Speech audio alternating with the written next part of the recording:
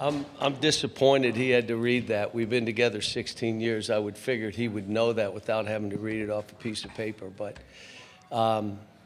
pleasure to be here. We scrimmaged Sunday in Hot Springs. I'm not going to say it was a debacle, but what would be the next word up from debacle? We got a ways to go. I got a good group, but we got a ways to go to be what people think we're going to be. Questions? Yes. If you have a question, we'll go right over here on the right-hand side. Coach Olin Buchanan, TexAgs.com. Bucky McMillan's taken over a roster he took over a roster, was empty, had no players. You have some experience with that. So what does it take to start with an empty roster and make a successful run through the NCAA tournament? We started 0-5 in our league, so it's not like we just went in and went up. I really believe in what we do. You better be with good people, your staff and the players, that they take responsibility, that we all own what's going on, including them and the staff. And then when things get rough, it's what kind of hardens you to what this really is about. And the only people you can count on are the people in the room. And if you're worried about all that other stuff, that's why I have on my wall, coach your team. None of the other stuff matters. But I would just tell them, just make sure you got good people, because normally it's going to be rough early. Then after that, it gets better. Okay, Coach, we'll stay over here on the right. Hey, John, it's Matt Byrne at the Arkansas Democrat-Gazette. Now year 3 for DJ. What more are you wanting? Say that again? Now year 3 for DJ. What more are you wanting? I thought you were saying I was there 3 years. No. What more are you wanting from him in 2 parts, on the court and then as a leader as well? Well, when he became the point guard, we became better as a team. We just did, and everybody knew it. Now I want him to be more aggressive offensively. I want him to shoot balls that he has. They go under ball screen, shoot it. They go under a dribble handoff, shoot the ball. You come down in transition, they back away, shoot the ball. That means get in the gym and get more confidence. I can't build it. He can do it. He's done it games, and now he is as good a kid as I've ever coached, works as hard as anybody I've ever coached, and the breakthrough is all within himself. And it's there now, just, it's time to go show it all. So I'm just happy he's still with me and I'm coaching him. Love being around him every day. Coach, we're going to go over here on the left-hand side. Hey, John, Jeff Goodman. You had Bruce Pearl retire a week or so ago, a couple of weeks ago. Tony Bennett, Jay Wright go early, especially with the changing landscape now. How long do you see yourself continuing to do this with everything that's changed recently? Well, I want to help 25 to 30 more families. The only way you do that is you're transformational as a coach. You're not transactional. If I become transactional, I'm going to pay you this to do this and that, then I won't do this anymore. I don't need to. I think all of those said, I've done what I do and I'm not willing to do all this to stay in the profession. If you watched us in practice, you would say he's still connected. As long as that's the case, I'll know before anybody else that it's transactional now. That's why if someone put their name in the portal, I said, you're not coming back, because it's not going to be transactional. If this is what you want, let's go, let's work together. I will tell you that all the issues we have, part of the reason I'm still doing this, my son's in coaching. Kelvin Sampson and I just talked. I said, we got to fix some of this stuff before we're out for our own children. Right now, the things that we're dealing with, like we want to put it to other people, but the thing is filtered down to the coach and coaches. So, we talk about the transfer portal. I don't mind kids transferring. You just can't transfer 4 times because it's not good for you. 4 schools in 4 years, you'll never have a college degree. But that last place you'll be, they'll really be loyal to you. you're a mercenary. They're not going to be. We all, maybe some of you not, but we tried to get out of school as fast as we can. Some of you guys were the guys that, like, I want to stay in school 9 years, I guess, but why would kids want to stay in school 5 extra years? For money. Well, we got to say, you got 5 years to play 4, and that's it. That's all. And if we get those two things in order, we're on the path to being better. You don't like the 5-year, you like the 5-year eligibility thing? I don't, you're going to have to tell me what it would mean. What if a kid gets hurt 2 times?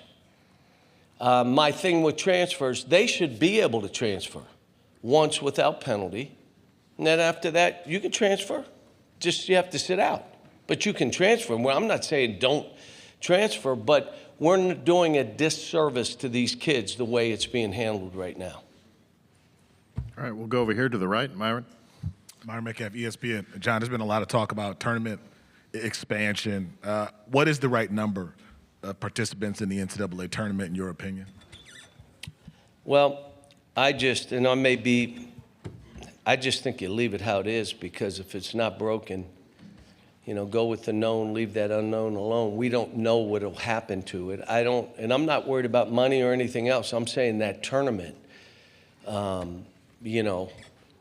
still don't know what all this transfer stuff and all the eligibility stuff's going to do. It could be 2. They could have a mid-major team that average age is 26. They're pretty good. And all of a sudden, they get to advance. It may be NIL has killed all the mid-major schools. None of the kids are staying in mid-major. I don't know. It's going to end up playing out. But I would leave the tournament alone, but that's just me. Coach will go straight in front of me, 3rd row. Ben Roberts, Lexington Herald Leader. Cal, going back to DJ, just where have you seen the growth with him the most, going back from he shows up just 18 years old at Kentucky to today? I mean, I think he's more comfortable with himself. Like, a lot of these kids get ranked, and then they're trying to live up to rankings. And what does a ranking mean? Even it's you got to go in and compete and take what you want, but it could be a burden. And I think with him, like, he needed to shed that and just be the player he is, and let's see your best version. And I believe his best version is being more aggressive, less dribbles, more attack. The things that he's doing, the way he leads, he's just matured. And every kid is on their own path. Like, we tell every kid that I recruit, you plan on staying 2 or 3 years. But if after a year you're good enough to leave, I got no problem with that. I'm not going to have you stay. I'm not going to force you out if I think someone's better than you. This is your path, not my path. He was on a different path. His family is fine with it. His dad is fine with it. Some kids get impatient. I've had kids leave too early. I have. I try to talk to them, but I'm ready, okay. And the NBA is no boys allowed. That's a man's league. And you better have everything in order, both mentally, physically, and skill-wise. If you don't, you're getting a short period of time and you're gone. Okay, we'll go front row, here to the right. Hey, Coach, John Wall just announced his retirement. He gets his full circle moment at Big Blue Madness. Just can you speak on his impact on the game of basketball and, more specifically, his impact on you and coaching in this league? Yeah, his mother was the greatest. He was with me because of his mother. She kind of said, that's where you're going. And then he did this one, all that, and it went viral. And he and Eric Bledsoe, I called Eric on the way in. I don't know if he's still here. I haven't talked to him probably in 8 months. I didn't know if he was in Alabama or not. But when I said they were 2 peas in a pod. And it was funny. One of their coaches, why would you take both John Wall and Eric Bledsoe? They're the same position. And I said to him, if 2 of your best players are the same position, what would you do? Well, I'd play them both. Well, that's what I'll do. And I said to Eric, how fast is John Wall? He said, oh, my, Coach, he is so fast. And I said, is he faster than you? Oh, no, he's not faster than me. But they got along, and it showed who John Wall is. John Wall came in my office probably in January and said, Coach, we got to help Eric. And I said, why? He said, because he doesn't think he's going to be in the NBA. And I said, boy, he is. And from that point, he and I kind of built up Eric, and it was him. He came to me with it. So it shows you what he had grown into. Mrs. Mom, she was such a great lady.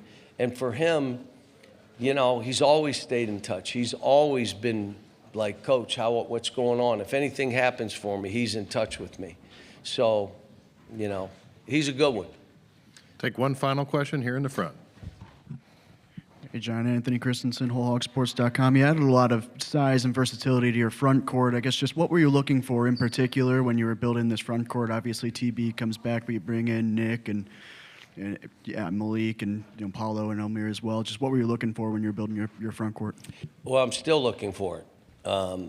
You have to have a post presence or your team's a fraud. It doesn't mean you just play. All these guys that have the answer to how you play the game of basketball, you still have to be able to throw it to a guy in the post at times and get a free basket. We did it with Jonas at the end of the year, which is why we advanced. So I'm looking at this group and saying, who do we throw it to here? We don't have to throw it 50 times, but there are times we got to get a free basket. We're not making any shots. So that's what we want. We're still looking for it. We should be a terrific rebounding team, both on defense and offense. Right now, we're not. I just told Seth, we did an inter squad, and there were 15 clips where a shot was taken, and not one guy went to rebound offensively. Well, that can't be who we are.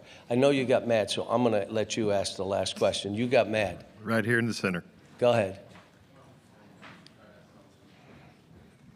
Thank you for calling me out.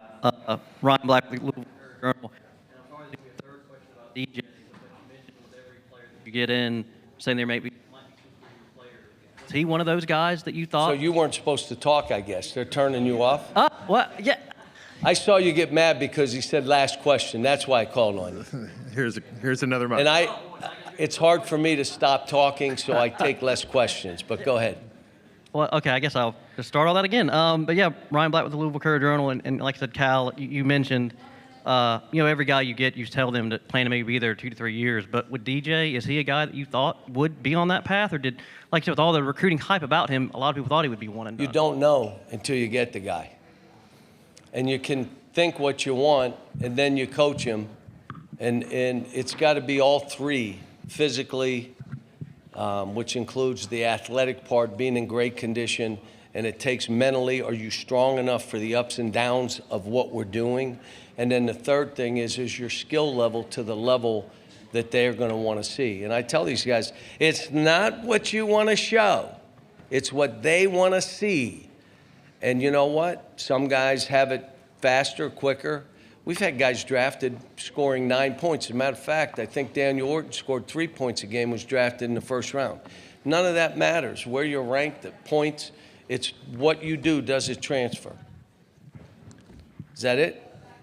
Thank you, Thanks, Coach Cal, folks. for your time. Thank you. Thanks.